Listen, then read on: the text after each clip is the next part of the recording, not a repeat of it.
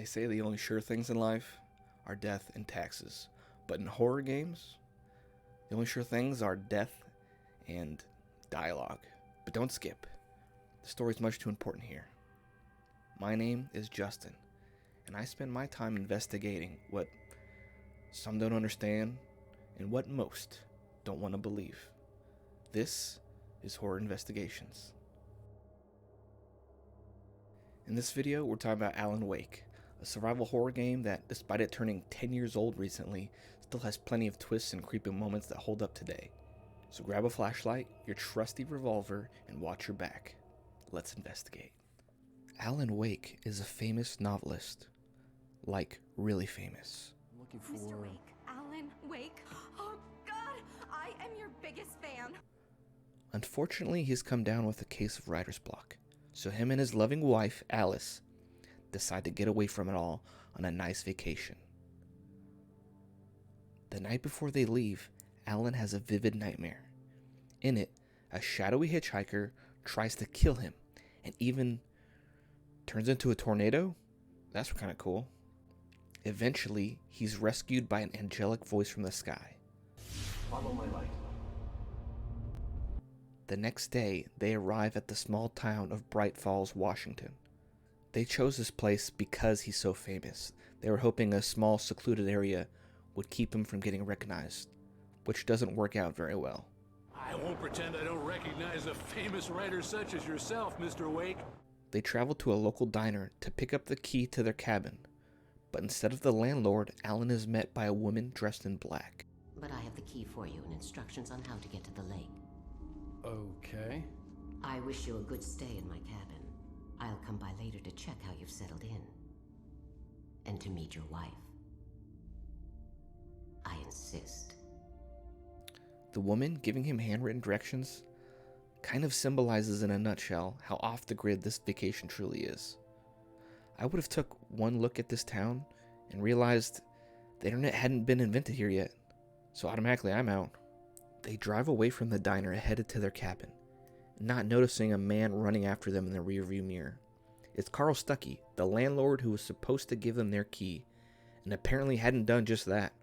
The sun is beginning to set as they pull up to the small island that their rustic cabin rests upon. Alice voices her concern about this because she has a very severe fear of the dark, also known as nyctophobia. Once the power is restored, they unpack and explore the cabin. It's mostly empty, but Alan finds a picture of a man in a deep diving suit. While unpacking, Alice reveals she has a surprise for him upstairs. A fancy typewriter just waiting for him. Normally, it would be a nice gesture, but they were supposed to be on this vacation to get away from the pressure of writing.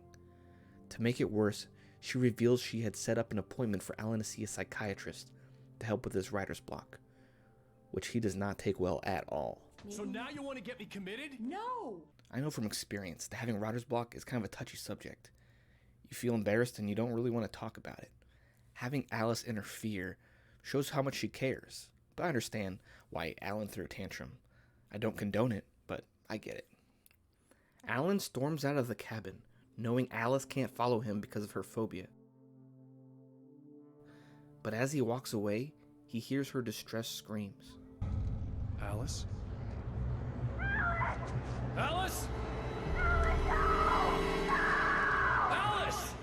He races back to the house, but she's not there. The back door is blown wide open, leading straight to the lake.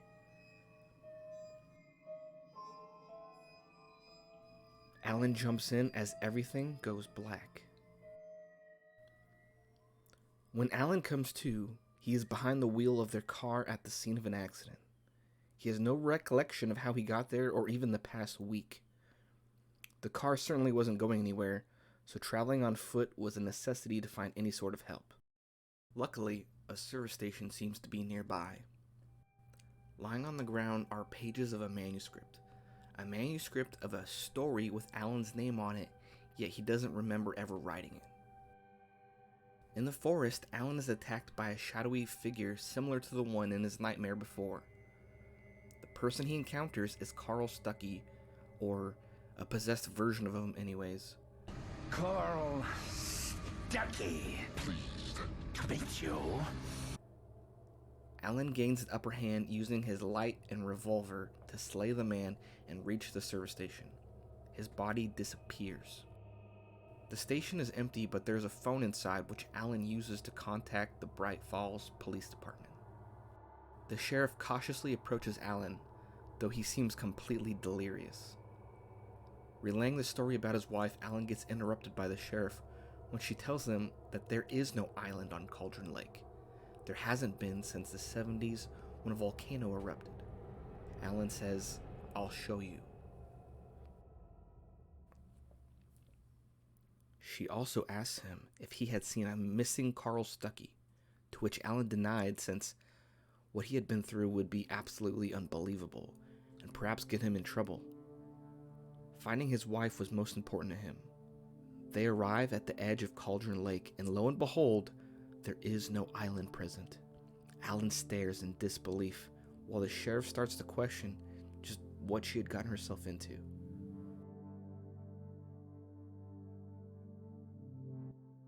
At the police station, Alan gets a medical examination and denies anything besides the disappearance of his wife. Suddenly, he gets a phone call. Alan, please help me. Alice? Stop talking to the law. You'll do exactly what I say if you ever want to see your wife again. A man on the line says he is the one who kidnapped his wife. The kidnapper demands Alan's manuscript in its entirety in exchange for Alice. I must bring up the manuscript pages again.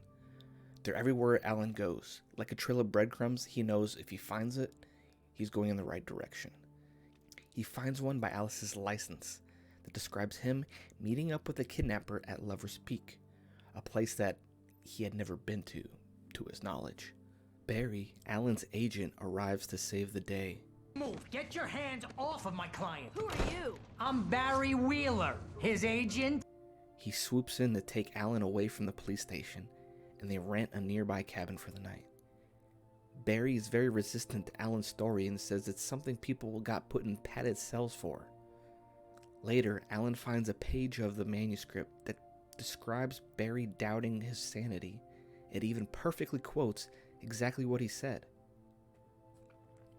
Rose, the diner waitress from the beginning, calls Alan and Barry, saying she miraculously found the rest of Alan's manuscript. Hope you come back soon. Welcome to the Oh Dear Diner. Good girl. Naturally, they go to meet her as soon as possible, but something isn't quite right. Oh, for Barry. She doesn't have anything. Yeah, hey, Al? Al, what's... Oh... Barry! The coffee is laced with a sleeping agent, and they both fall unconscious. In Alan's dream, the voice of the light warns him that the dark figure is after him. Hiding in my barber's skin. I'm too weak to stop it. You must turn the lights on. I promised I'd come visit you and your lovely wife. You must finish what you started. I insist. You must turn the lights on. Turn the light on. Back to work, boy.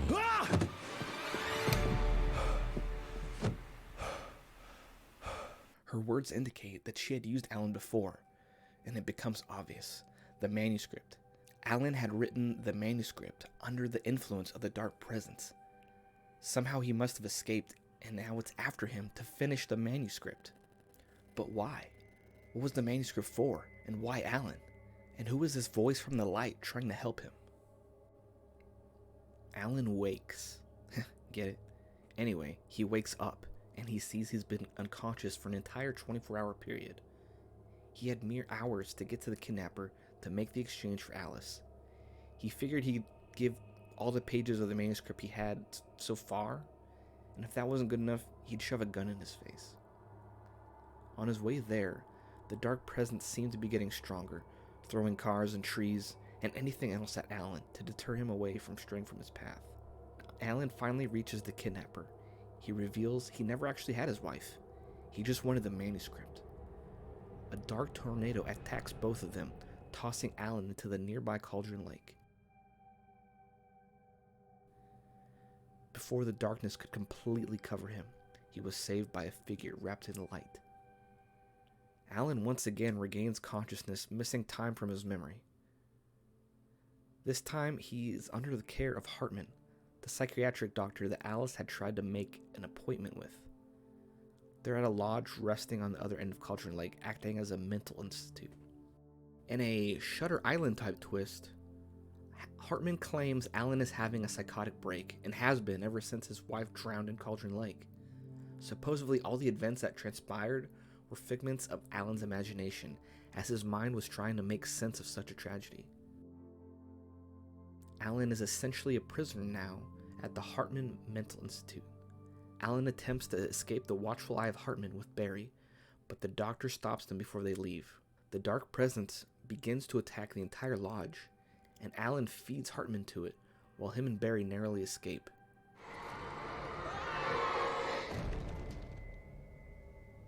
The two of them escape to an old farm and find themselves safe from the dark presence for the first time in a while.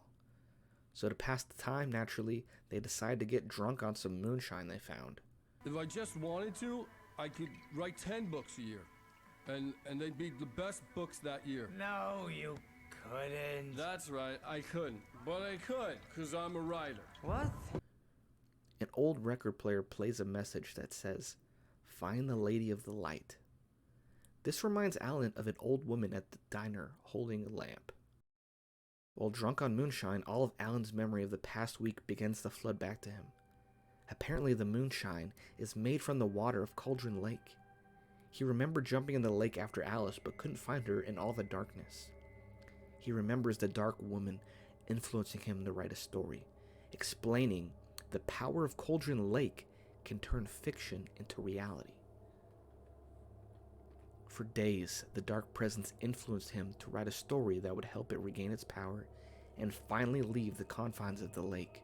Eventually, the light figure that had been guiding him this whole time showed up to free Alan from his spell and leave the cabin. Hurry. It will know I'm here. It will be back soon. It stole the skin of my barber a long time ago. She looks so old. The dark presence had been chasing him ever since.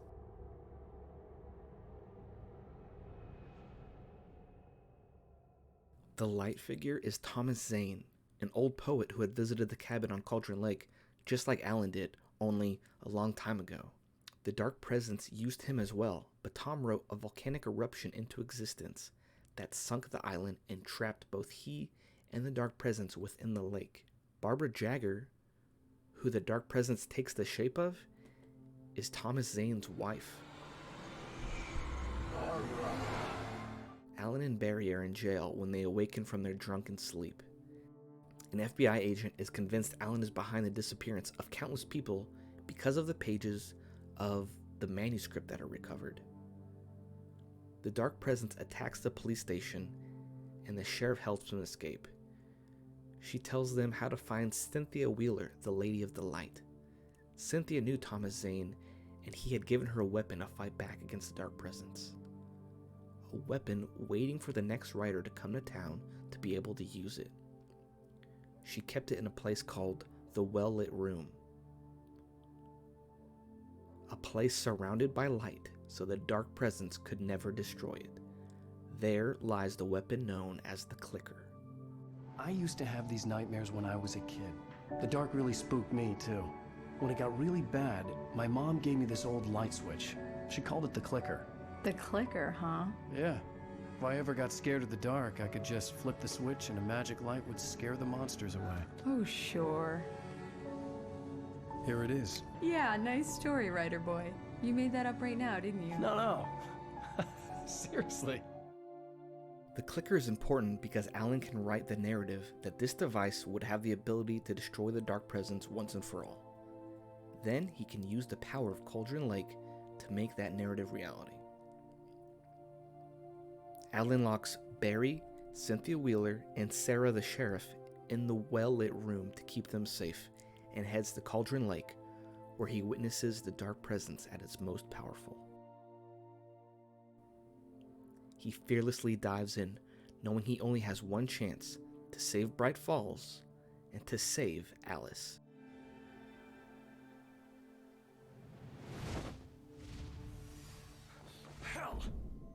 Ellen finds himself in the dark place, where the dark presence resides. It has no heart. It's filled with darkness. You must fill its heart with light. The dark presence is in front of him once again in the form of Barbara Jagger. There is a hole in her chest where long ago Thomas Zane attempted to kill her and failed. Older than your first work of art. I will find a new face to wear. Someone else to dream me free.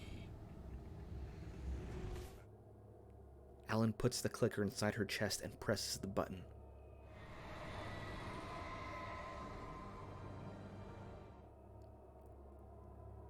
Alan realizes where Thomas Zane had gone wrong was to think he could shift the balance of power without leverage. There is darkness because there is light. There is balance. He goes back to the typewriter and writes into the story that instead of him resurfacing with Alice drowned, Alice is the one who makes it out of the lake. Alan traps himself in the dark place, the ultimate sacrifice.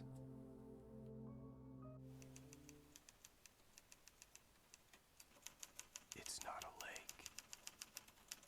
It's an ocean. To this moment, Alan is still trapped in the dark place. But hey, at least he finally cured his writer's block. Hello, and thanks for watching. I hope you liked it enough to subscribe. Alan Wake came out in 2010, made by Remedy, the people who worked on the Max Payne series previously, and have since gone on and made Control and Quantum Break. This video is not meant to substitute the experience of playing the game, so I hope you guys give it a try. And if you do end up playing a horror game, careful out there.